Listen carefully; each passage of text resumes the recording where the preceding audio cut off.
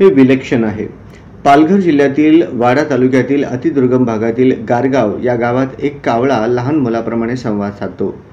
तनुजा मुकणे या 12वीत शिकणाऱ्या मुलीने 3 वर्षापूर्वी एका झाडाखाली पडलेले कावळ्याचे साधारण 15 दिवसाचे पिल्लू घरी आणून त्याचा सांभाळ केला. आता हा कावळा चक्क माणसाच्या आवाजातून घरातील सर्वांशी बोलतोय.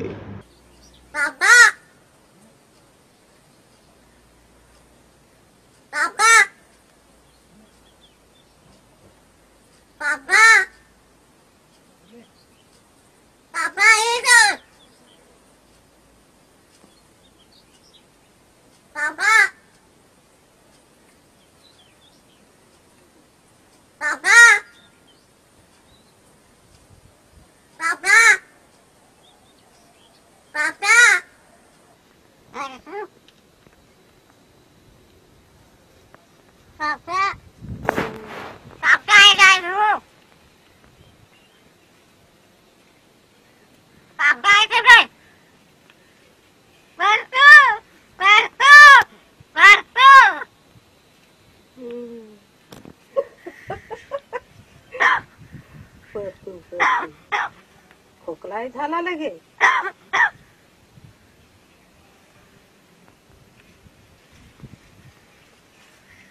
खाऊ खातोस का नाही रे?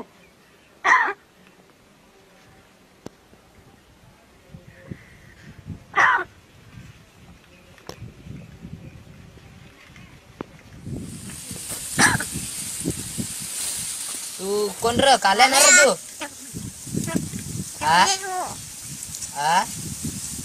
खोटा मी ना रे? खोटा तू आहेस? खोटा तूच रे तू? नाही ना सांगतो. खोकला कसा काय रे झाला? काल्या काल्या खोकला कसा काय झालाय?